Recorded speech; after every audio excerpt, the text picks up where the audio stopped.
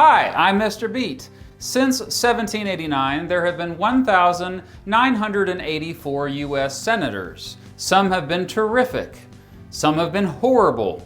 Most of them have been forgettable. About a year ago, I released a video going over the 10 worst, in my opinion, of course. Well, the video promptly got demonetized and subsequently didn't do well since some of those senators did some very bad things. But this video will be monetized, hopefully, because now I'm positive I'm looking at the best senators in American history. Remember, senators represent their entire state, and there are only 100 of them in Congress, 2 for each state, and therefore often hold a lot of influence over the direction of this country. Like with my worst 10 senators list, I've excluded current senators or senators who recently got out of office. So, based on my exhaustive research, here are the 10 best senators in American history.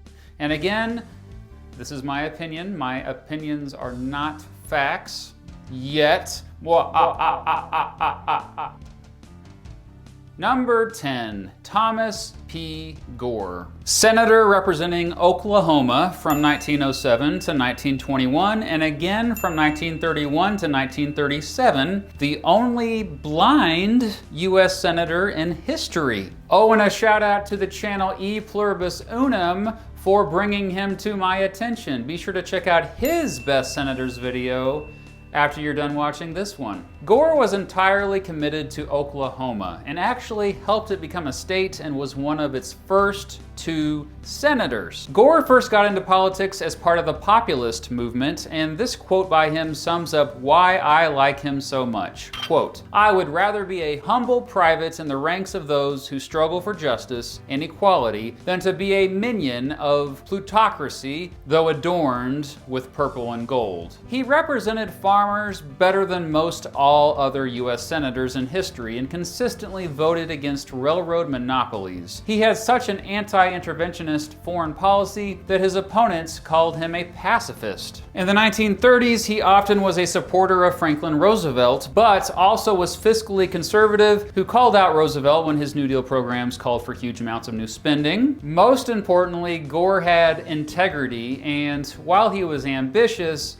always had the underdog in mind. You know, I'm surprised this next dude doesn't get more attention. Number 9, John P. Hale, senator representing New Hampshire from 1847 to 1853, and again from 1855 to 1865. He was one of the leading abolitionist voices in Congress, even helping start the Free Soil Party. I have a video about that.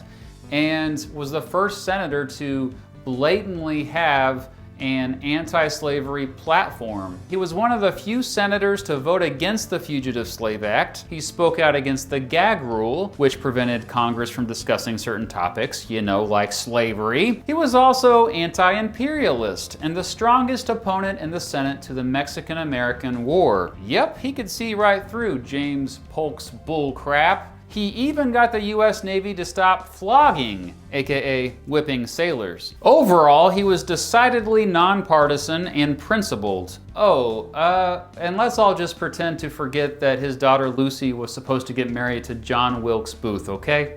Number 8, Daniel Webster, the legendary senator from Massachusetts from 1827 to 1841 and again from 1845 to 1850. Most historians agree he was one of the best. Probably the only senator in American history to have more of an impact was Henry Clay, and we'll get to him in a bit. Webster also served as Secretary of State under 2 different administrations and spent some time in the House of Representatives. He chaired various committees and was known as a compromiser, much like Clay. He was intelligent, and I'd argue he knew the Constitution better than any other member of Congress in American history, dare I say. He was also a phenomenal speaker, so charismatic he could keep the attention of diverse audiences for hours at a time. His second reply to Hayne's speech might be the best one ever delivered in Congress. He was courageous, defending the compromise of 1850, when he knew it would hurt his political ambitions. Even though he was strongly against slavery himself, he spent his entire career trying to compromise and work with slavery proponents, most famously with fellow Senator John Calhoun. Overall, Webster contributed quite a bit to American national identity, and because of that, influenced members of Congress generations after his death in 1852. Number 7, Nancy Kassebaum. Call me biased, I don't care, but Nancy represented my home state of Kansas in the Senate from 1978 to 1997. Born in Topeka, which is where I was also born, went to Topeka High School, a great school, shout out to Topeka High School. She also went to the University of Kansas, which is also where I went. I told you I was biased, okay? By the way, her second husband, the late Howard Baker, was also a U.S. Senator representing Tennessee. Yeah, he didn't make this list. Awkward. Kassebaum was the epitome of bipartisanship, constantly forming coalitions, similar actually to fellow Kansas Senator Bob Dole. Oh, he didn't make this list either. Awkward.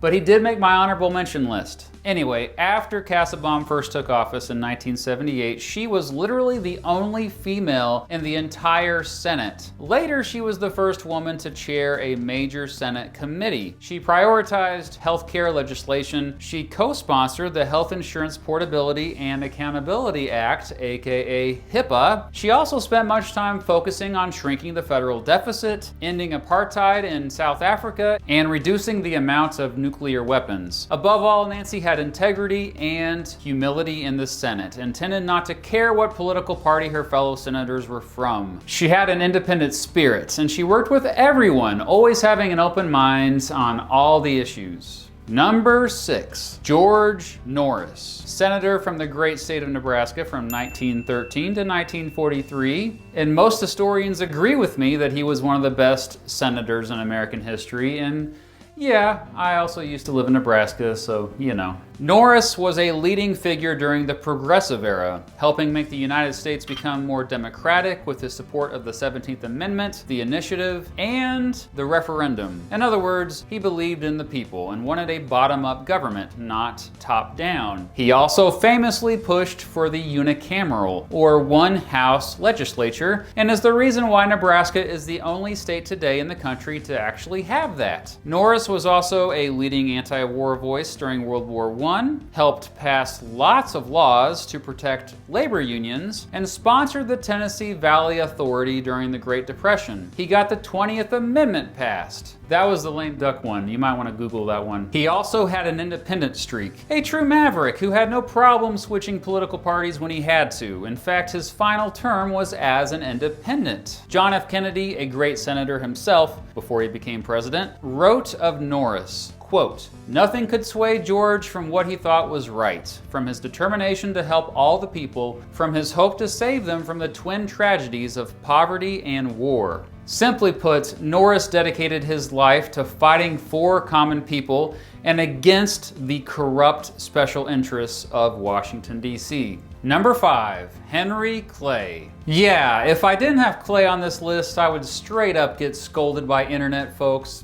Clay is arguably the most influential U.S. senator of all time, serving in the Senate from 1806 to 1807, and then again from 1810 to 1811, and again from 1831 to 1842, and again from 1849 until his death in 1852. Woo! And oh yeah, of course, he was also in the House of Representatives, serving many years as Speaker of the House. He was Secretary of State in the John Quincy Adams administration, and he ran for president like 5 times. The dude spent 26 years in Congress. I could probably make a 90-minute documentary about Clay, but let's just focus on his time spent in the Senate. In his early years there, he mainly was known for getting his home state of Kentucky federal goodies and being a war hawk. Like his buddy Daniel Webster, he knew how to command attention due to being an excellent speaker. But what I like the most about Clay is his ability to unite people when he returned to the Senate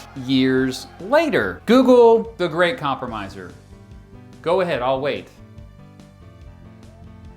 Did you get Henry Clay? You probably did. He earned that nickname for a reason. He was the glue that often held Congress and the country, for that matter, together. Even though he and John Calhoun hated Andrew Jackson, he and Calhoun were able to draft the Tariff of 1833, a big compromise that Jackson signed into law and ended the nullification crisis. His Compromise of 1850 literally somehow kept the country together for 11 more years. Overall, Clay began his time in the Senate dedicated to his home state of Kentucky, but ended it consistently trying to do what was best for the entire country and working with those he had little in common with. Number 4, Lyndon Johnson. You may know him as the 36th President of the United States, but before that he was Vice President. Oh, and before that he was a Senator representing Texas from 1949 to 1961. Yeah, this one surprised me too, but the more I learn about Lyndon Johnson, the more I like him, especially as a senator. First of all, he was probably the hardest working senator in American history. The guy put in 20-hour days without a break. Johnson was basically a US Senate historian who owned biographies of all past senators. He rose the ranks in the Senate quickly, becoming Majority Whip in 1951, Minority Leader in 1953, and Majority Leader in 1954. A New Deal Democrat himself, he often preferred to work with Republicans. He was also one of the most ambitious senators in American history, who was sometimes ruthless in order to get laws passed. He commanded a room so persuasive they called it, quote, the Johnson treatment. He was a Southerner who constantly fought for racial equality, although it wouldn't be until he was president that he got to sign the Civil Rights Act. However, one of his biggest accomplishments as senator was getting NASA established. The biographer Robert Dallek writes of Johnson, quote, there was no more powerful majority leader in American history. And I agree. He got stuff done, and he was passionate. And every single piece of legislation he either wrote or helped get passed had the underdog in mind. Number 3, Charles Sumner. Most famously known as the senator who got the crap beat out of him by a cane in the Senate chamber for trashing those who supported slavery, Sumner served as senator for Massachusetts from 1851 until his death in 1874. But oh my stars, he ought to be remembered for so much more.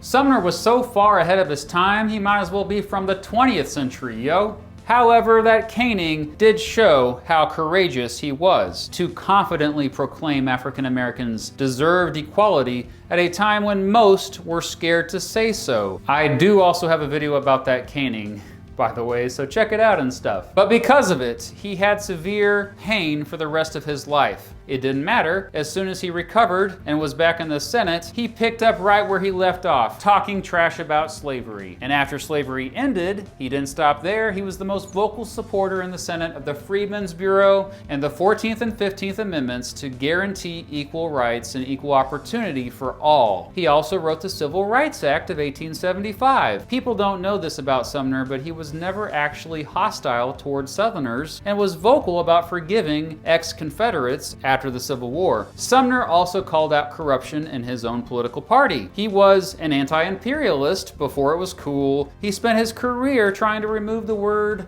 white from laws for immigrants trying to become American citizens. Above all, though, Sumner deserves mad respect for his efforts as a champion for African American rights. Number 2, Oliver Ellsworth. A founding father, he was a big reason why Connecticut ratified the Constitution and was one of its first 2 senators, serving from 1789 to 1796. He literally helped Roger Sherman come up with the Great Compromise, for crying out loud, that ultimately got everyone on board with the US Constitution. And you know how I always bring up George Washington being so important for being the first and setting the bar so high for everyone who followed him? The same can be said for my boy Ellsworth in the Senate. His influence was huge, and he basically was the Senate Majority Leader long before that position was formalized. He was a Federalist and a big ally of Alexander Hamilton, so he advocated things like implied powers, national debt funding, and a national bank. His greatest accomplishment was writing the Judiciary Act of 1789 and then getting it passed. This law helped the Supreme Court become much stronger, giving it the power to overturn state Supreme Court decisions that went against the Constitution, later leading to the concept of judicial review. Oh, by the way, after he got out of the Senate, he was a Chief Justice of the Supreme Court. Ellsworth also convinced George Washington to send John Jay to prevent another war with England. What resulted was the Jay Treaty. He was a big reason why Congress approved the freaking Bill of Rights. Ellsworth also was ahead of his time, calling for an end to slavery, and from everything I've read about him, he had strong moral character. And even though he was more low-key than some of his contemporaries, he had a huge influence on both Congress and the Supreme Court, and we should be forever thankful for his leadership in both. Number 1, Robert La Follette. That's right, it's once again Fighting Bob, the Wisconsin senator from 1906 until his death in 1925. Some of you may remember that Robert La Follette also held the number 1 spot for my Best Governors video, but the more I think about it, I don't think he'd be at the top of that list anymore, because most of his impact was actually in the US Senate. Teddy Roosevelt? Meh. Fighting Bob was the real trust buster, and he often called Teddy out for not being progressive enough, fighting giant corporations that were exploiting workers. He first went after the railroad and coal monopolies. He got the 1907 Railway Hours Act passed, which prevented railroad workers from working more than 16 hours at a time. The next year, he was unable to prevent the corporate welfare Aldrich-Vreeland Act from passing, but in his effort to prevent a vote on it, he gave a passionate 19-hour long speech on the Senate floor, the longest filibuster in Senate history up to that point. After that, he was the leading progressive voice in Congress, and his endorsement of a candidate often got them elected. Go to progressive.org.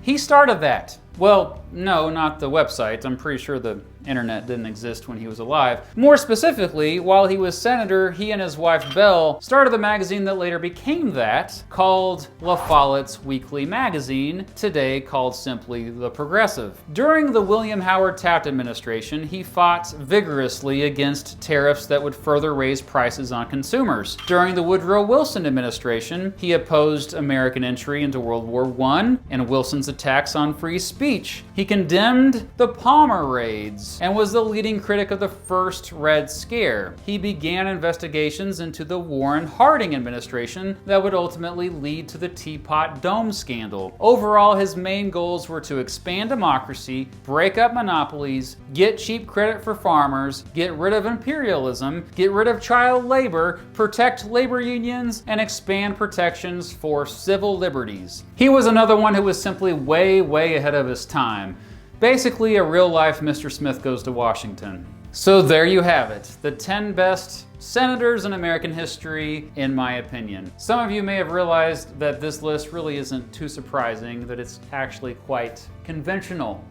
Why? Well, 3 of them are part of the famous 5, the 5 picked by a Senate committee led by John F. Kennedy, who they said were the 5 best senators ever. Those are my boy Henry Clay, John Calhoun, my boy Daniel Webster, Robert Taft, and my boy Robert La Follette. The 5 are prominently featured in the United States Senate reception room in the US Capitol building, which I've been standing in this entire time because there's totally not a pandemic going on right now and it's totally open. Okay, just kidding. This is a green screen, and that's also why I haven't got a haircut in 4 months. Anyway, actually the famous 5 are now the famous 9 because Arthur Vandenberg, Robert Wagner, Roger Sherman, and my boy Oliver Ellsworth have all joined them in the Senate reception room. So 4 of my 10 are in there. Wow, I am kind of unoriginal. So please let me know how unoriginal I am in the comments. And I do have an honorable mention list in the description of this video and the pinned comment. let me know any senators you think I missed. My list of honorable mentions is actually very long, and a special shout out to Russ Feingold, who made my list and was the only senator to vote against the Patriot Act. Before I go, here is my monthly shout out to all of my Patreon supporters who donate at least 15 bucks or more to the channel. At the George Washington level, I've got Eric B. Woolman, Alicia Solberg, Andrew B., Austin Rudolph, L. Casper, Matt Standish, Nick Everett, and Sean Conant. And at the Grover Cleveland level, I've got Andrew Snyder, CJ Cavey, Demir Sarek, John Johnson, Kit Walker, Lee Fortier, and Zachary F. Parker. Thank you to all my Patreon supporters for supporting my channel, especially during this really difficult time, and thank you for watching.